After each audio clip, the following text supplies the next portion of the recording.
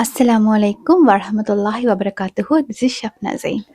நாங்கள் தொடர்ச்சியாக ரிலேஷன்ஷிப் சம்மந்தமாக பேசிட்டு வரோம்.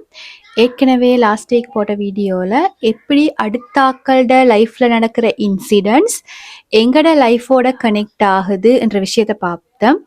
தொடர்ச்சியாக நாங்கள் பார்க்க போகிறது அடுத்தாக்களை இம்ப்ரெஸ் பண்ணுறதுக்காக எங்களோட லைஃப்பில் நாங்கள் எடுக்கிற முடிவுகள் எப்படி எங்களோட பார்ட்னர்ஸுக்கு இடையில முரண்பாடை ஏற்படுத்த போகுதுன்ற விஷயத்த நாங்கள் பார்க்க போகிறோம். இந்த விஷயத்துக்கு நான் ஒரு உதாரணம் சொல்கிறேன். இப்போ நானும் என் ஹஸ்பண்டும் இன்றைக்கு டின்னருக்கு ஒரு அவுட்டிங் போக போகிறோம். பட் எங்கள்கிட்ட இருக்கிற பட்ஜெட் வந்து 1000-2000 தான் இருக்கு. ஸோ இப்போ நாங்கள் யோசிக்கிறோம் அப்படிப்பட்ட ஒரு ஹோட்டலுக்கு, ஒரு சின்ன ஹோட்டலுக்கு போய் தான் நாங்கள் சாப்பிடணும். பர்சனலி எனக்கும் என் ஹஸ்பண்டுக்கும் அது ஓகே. பட் நான் யோசிக்கிறேன் என்னன்னு சொன்னாட்டு, என் ஹஸ்பண்ட் யோசிக்கிறாரு, இந்த ஹோட்டலுக்கு நாங்கள் போய் சாப்பிட்டுட்டு இதை வந்து என் ஃப்ரெண்ட்ஸ் யாராவது கண்டா ஏதாவது நினச்சிருவாங்களா, என்ன இவன் இந்த ஹோட்டலுக்கு போய் சாப்பிட்றான், அப்படி இல்லாட்டி இதில் எடுக்கிற ஃபோட்டோஸோ வீடியோஸோ எனக்கு வெளியே ஷேர் பண்ணிடலாதே அப்படின்ட்டு நாங்கள் நினைச்சமாக இருந்தால், எங்களுக்கு அப்படி இன்ஸ்டண்ட்டாக அப்படி ஒரு தாட் வருமாக இருந்தால், அதை நாங்கள் ஏன் செய்கிறோம்? இன்னொருத்தரை இம்ப்ரெஸ் பண்ணணும், அடுத்தாக்கள் எங்களை பற்றி ஏதாவது நினைச்சிருவாங்க, எங்களை வந்து டவுன் ஆக்கி நினைச்சிருவாங்கன்றதுக்காக எங்களுக்கு அந்த ஹோட்டலுக்கு இப்போ போகலாம். இப்போ நான் என்ன செய்யணும்? ஒரு ரிச்சான ஹோட்டல், ஒரு பெரிய ஹோட்டலுக்கு போய் சாப்பிடணும். பட் அதுக்கு எங்கள்கிட்ட இப்போ காசு இல்லை. பட் நான் என்ன செய்ய போறேன்? இப்போ அந்த ஹோட்டல், பெரிய ஹோட்டலுக்கு நான் போகணும்னா எனக்கு காசு வேணும். ஸோ நான் இன்னொருத்தட்ட கடன் வாங்குவேன், வேறு நம்மளும் ஒரு ஏற்பாடு செஞ்சு நாங்கள் வந்து அந்த காசை எடுத்துட்டு பெரிய ஹோட்டலுக்கு போகிறோம். அப்படி போனா அது எங்களோட பொருளாதாரத்திலையும் தாக்கத்தை ஏற்படுத்த போகுது, எங்களுக்குள்ளே முரண்பாடை ஏற்படுத்தும்.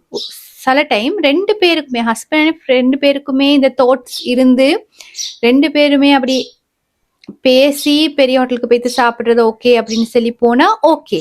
அப்படி இல்லாம இப்ப எனக்கு தான் வேணுமா இருக்குது ஒரு பெரிய ஹோட்டலுக்கு போய் சாப்பிட, பட் ஹஸ்பண்ட் சொல்றாரு இல்ல வேணாம், எங்கள்கிட்ட இவ்வளவுதான் பட்ஜெட் ஈக்குது, ஸோ நாங்கள் இந்த சின்ன ஹோட்டலுக்கு போயே சாப்பிடுவோம்னு சொல்றாரு. ஆனா அதை என்ன மனசு என்ன செய்யும்? ஏத்துக்கொள்ளாது. ஸோ நான் என்ன செய்வேன்?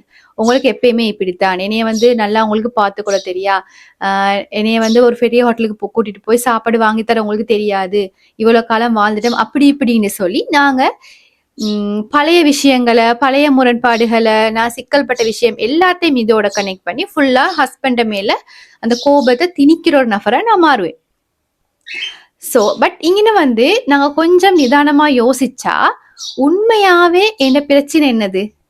அந்த சின்ன ஹோட்டலுக்கு போய் சாப்பிடுறதா, இல்லாட்டி ஹஸ்பண்ட் என்ன நல்லா பார்த்து கொள்ளாம இருக்கிற விஷயமா யோசிச்சோம்னு சொன்னா, அடுத்தாக்களை இம்ப்ரெஸ் பண்றதுக்காக நான் எடுக்கிற முடிவு எனக்கும் என் ஹஸ்பண்டுக்கும் இடையில் உள்ள நல்ல ரிலேஷன்ஷிப்பை இல்லாம தகர்த்தெரியுது.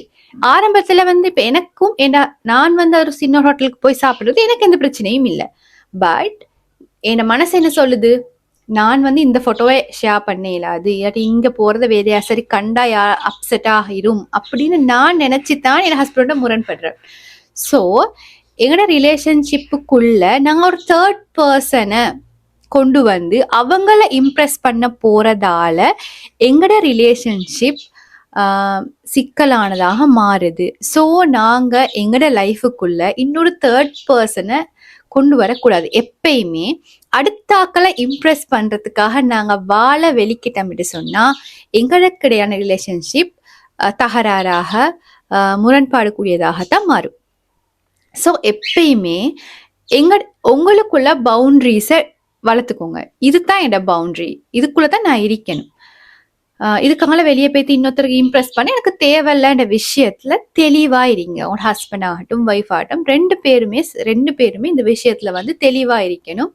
அப்படி நீங்க சரியான தெளிவோட இருந்தால் இந்த விஷயத்துல முரண்பாடுகள் வாரத்தை நீங்க தவிர்த்து கொள்ளலாம். அதாவது நீங்க உங்களோட ஒய்ஃபை தான் இம்ப்ரெஸ் பண்ணணும், அதே மாதிரி ஒய்ஃப் வந்து தண்ட ஹஸ்பண்டை தான் இம்ப்ரெஸ் பண்ணணுமே தவிர இந்த சோசியல் மீடியாவில் உள்ள ஆக்களையோ இல்லாட்டி வேற வெளியாக்களையோ அல்ல என்ற விஷயத்த தெளிவாக மைண்டுக்குள்ள போட்டுக்கோங்க. இந்த விஷயம் பிரயோசனமாக இருந்திருக்கும் நம்புறேன். இன்ஷா அல்லாஹ் இன்னொரு வீடியோல சந்திப்போம். ஜஸாகுமுல்லாஹ் ஹைரா. This is Shabna Jain.